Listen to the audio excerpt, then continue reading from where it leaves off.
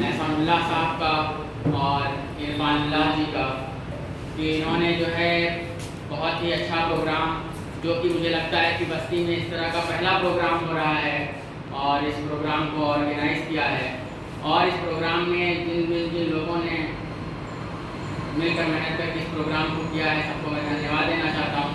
اور جو لوگ اس پروگرام میں آئے ہوئے ہیں اپنا سمے نکال کر، کیونکہ آج سنڈے کا دن ہے اور کہنے کے لیے تو آج چھٹی کا دن ہے، لیکن آج کے دن اور کے دن سے زیادہ کام ہوتا ہے، تو ساری مصروفیت کے ہوتے ہوئے بھی آپ لوگ ٹائم نکال کر یہاں پر اپستھت ہوئے ہیں. اس کے لیے میں سب سے پہلے آپ لوگوں کو بہت بہت دھنیہ دینا چاہتا ہوں.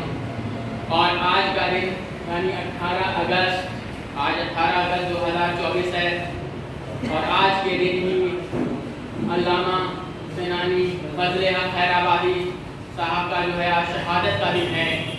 اور آج اس دن کو یاد کرنے کے لیے ہم لوگ اس سبھاگار میں بہت بڑی سنکھیا میں اپستھت ہوئے ہیں.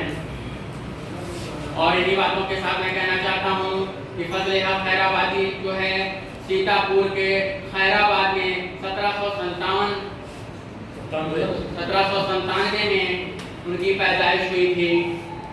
اور وہاں سے اس کے بعد انہوں نے پڑھائی کی. 13 سال کی عمر میں انہوں نے اپنی ابتدائی تعلیم اپنے والد صاحب سے لیا، جن کا نام فضل امام تھا.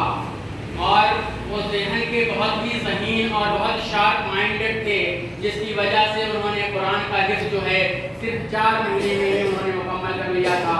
اور اس کے علاوہ فارسی اور بھی دیگر تعلیم انہوں نے حاصل کی. اور کر عدالتوں میں انہوں نے 32 سال نوکریاں کی. اور اس ٹائم جو آخری ہمارے شہنشاہ، جو مغل شاسک، جو آخری شہنشاہ ہمارے تھے بہادر شاہ ظفر جو تھے، انہوں نے کہنے کے لیے اس ٹائم وہ بادشاہ تھے، اور اس ٹائم انگریزوں کی پوری حکومت ہمارے دیش میں حاوی ہو چکی تھی. اس ٹائم میں فضل حق خیرآبادی صاحب نے جو ہے فتویٰ جاری کیا دلی کے جامع مسجد سے کہ انگریزوں کے خلاف جنگ کا فتویٰ جاری کیا. اور ان کے اس پر جو ہے 90,000 سے زیادہ لوگ وہاں پر اکٹھا ہو گئے، اور جنگ کے اعلان کی شروعات وہاں سے ہو گئی. اور اسی فتوے کی وجہ سے جو ہے ان کو جو ہے کالے پانی کی سزا دی گئی. جبکہ ان سے کہا گیا کہ وہ اپنے فتوے کو واپس لے لیں، کیونکہ انگریز ان سے بہت ڈرتے تھے اور گھبراتے تھے. انہوں نے جا کے ان سے کہا کہ آپ فتوے کو واپس لے لیں، وہ سزا نہیں ملے گی.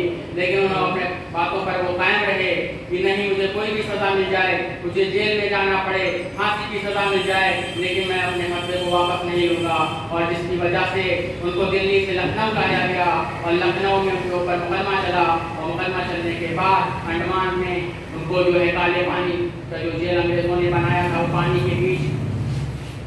کے بیچ میں ہے، وہاں پر ان کو کالے پانی کی سزا دی گئی. وہاں پر ان کو گھاس کی سبزیاں دی جاتی تھیں، بہت یاترائیں دی جاتی تھیں. اور وہاں کے جو جیل تھے وہ الگ الگ قیدیوں کے لیے الگ الگ کمرے ہوتے تھے، جن سے وہ نہ کسی سے بات کر سکتے تھے. ان کو گندے پانی دیے جاتے تھے، گھاس کی روٹیاں دی جاتی تھیں. یہ ساری چیزیں وہاں پر وہ یاتنا سہتے رہے، لیکن وہ اپنے حق سے، اپنے ایمان سے وہ پیچھے نہیں ہٹے، اور وہ اڑے رہے کہ نہیں، یہ فتویٰ میں نے ہی دیا ہے. اور اس لڑائی کے لیے وہ آگے بڑھتے رہے. یہاں پر ان کے جو لڑکے تھے شمس الحق، وہ اس کی پیروی کرتے رہے. اور جب ان کو بیل کی کاغذ مل گیا، اس کے بعد وہ گئے وہاں پر اپنے باپ کی رہائی کے لیے. تو پتہ چلا کہ وہاں پر انہوں نے دور سے دیکھا کہ کوئی جنازہ جا رہا تھا. جب پاس لے گئے تو پتہ چلا کہ وہ جنازہ انہی کے باپ کا تھا.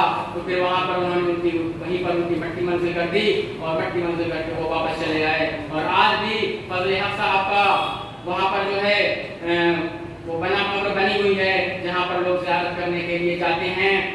تو ہم لوگوں کو بھی چاہیے کہ ہم لوگ کا بھی ایمان اتنا پکا ہو کہ ہم لوگ بھی جھوٹ نہ بولیں، اور اپنے وطن کے لیے مرنے مٹنے اور پھانسی پہ چڑھنے کے لیے ہمیشہ تیار رہیں.